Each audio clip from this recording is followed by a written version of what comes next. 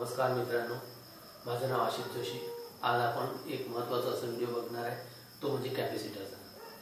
Capacitor हे single phase induction मोटरमध्ये खूप महत्त्वाची भूमिका निभावतात आणि हे कॅपॅसिटर घेताना कॅपॅसिटरमध्ये महत्त्वाचे 3 फॅक्टर येतात।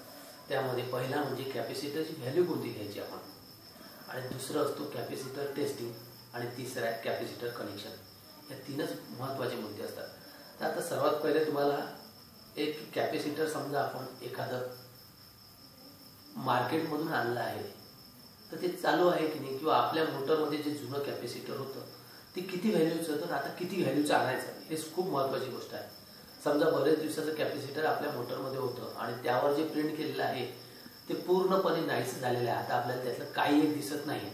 मग अशा वेळेस आपण कॅपॅसिटर कोणत्या व्हॅल्यूचं आणायचं?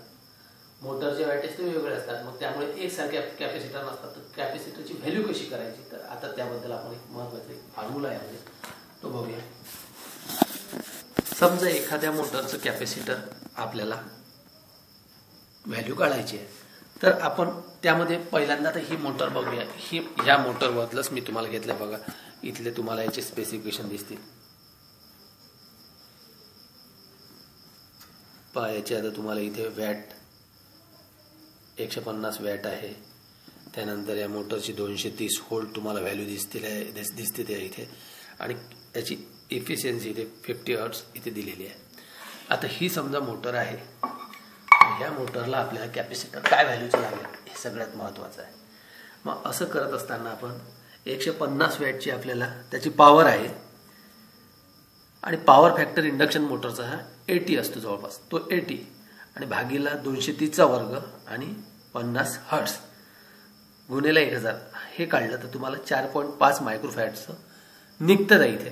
तर याच्या जवळपास जे मार्केटमध्ये अवेलेबल आहेत ते कॅपॅसिटर आपण तिथे लावू शकतो। हे सगळ्यात पहिले झालं आपलं व्हॅल्यू कशी काढायची, हे व्हॅल्यू तुम्हाला समजलेली असेल। मग दुसरं आपल्याकडे येतं capacitor testing. 2 number capacitor testing आहे आपल्याकडे। तर हे कॅपॅसिटर मी घेतलंय 3 मायक्रोफॅरड, तुम्हाला इथे दिसते बघा 3 मायक्रोफॅरड। आता ह्या टेस्टिंगचं बघा इथे कसं काय करणार आहे आपण। हा सिरीज पॅरलल टेस्टिंग मोड आहे बघा, पॅरलल सिरीज। आता सिरीजचं इथे नाव आहे, हा पॅरललचा आहे। आपल्याला टेस्टिंग करताना डायरेक्ट सप्लाय द्यायचा म्हणून याला पॅरललच्या कनेक्शनवर घ्यायचा आहे।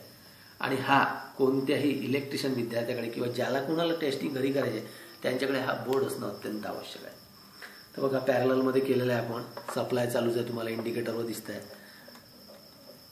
मी याला त्या ह्या पहिल्या नॉबमध्ये दुसऱ्या नॉबमध्ये टाकल्यानंतर बघा आता इथे काय होतं, ह्या इथे मी लावलं म्हणजे हे कॅपॅसिटरमध्ये आवाज आला म्हणजे हे कॅपॅसिटर सुरू आहे। कॅपॅसिटर हे कालांतराने वीक होतं आणि त्याला आपल्याला परत रिप्लेस करणं अत्यंत आवश्यक असतं।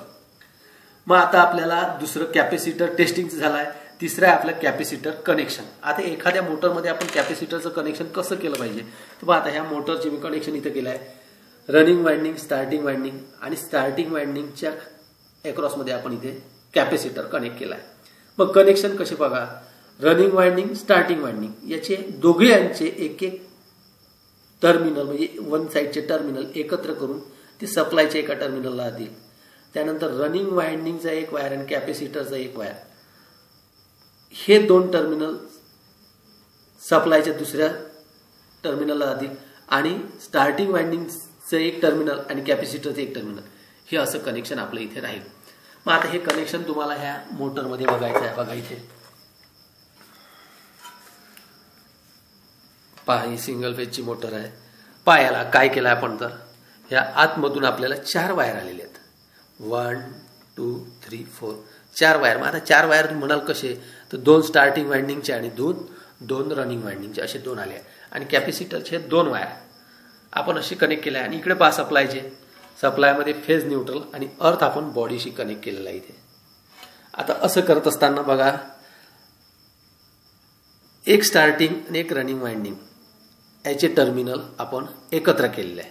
आणि मगाशी सांगितल्याप्रमाणे मी तुम्हाला इथे रनिंग वाइंडिंगचा एक वायर आणि कॅपॅसिटरचा एक वायर इथे कनेक्ट केला आहे, स्टार्टिंग वाइंडिंगचा एक वायर आणि कॅपॅसिटरचा एक वायर इथे कनेक्ट केला आहे। आता सप्लाय देताना बघा मी कसं तुम्हाला मगाशी सांगितल्याप्रमाणे दोन्ही वाइंडिंगचे वायर आपण एकत्र करून सप्लायच्या एका टर्मिनलला कनेक्ट केला आहे, आणि सप्लायचा दुसरा टर्मिनल घेतलेला आहे आपण कॅपॅसिटर आणि रनिंग वाइंडिंग। हे बघा इथे कॅपॅसिटर आणि रनिंग वाइंडिंग आलेली आहे. मग आता तुम्ही म्हणाल तर हे कनेक्शन आपण केलेले आहे, तर यामध्ये स्टार्टिंग वाइंडिंग आणि रनिंग वाइंडिंग ओळखायची कशी? तर स्टार्टिंग वाइंडिंगमध्ये as compare to running winding high resistance असतं, कारण की त्यामध्ये मोर टर्न असतात आणि क्रॉस सेक्शन एरिया त्या कंडक्टरचा कमी असतो, म्हणून तिथे हाय रेजिस्टन्स असतो. तर ते आपण इथे मल्टीमीटर दाखवला आहे, मल्टीमीटरनी तिथे टेस्ट करायचं, आपल्याला त्याचा रेजिस्टन्स दिसेल किंवा सिरीज टेस्ट लॅबने लावून बघितलं तर आपल्याला ते दिसेल. त्यानुसार आपण स्टार्टिंग आणि रनिंग वाइंडिंग डिवाइड करायची, अशा प्रकारे कनेक्शन करायचे. तर मी तुम्हाला दाखवलेला आता कॅपॅसिटरचा हा व्हिडिओ तुम्हाला कसा वाटला तो मला कमेंट करून कळवा. आणि अजून काही अडचणी असतील तर त्या पण कमेंटमध्ये सांगा. आणि हा व्हिडिओ तुम्हाला आवडला असेल तर लाईक आणि शेअर करायला विसरू नका. थँक्यू.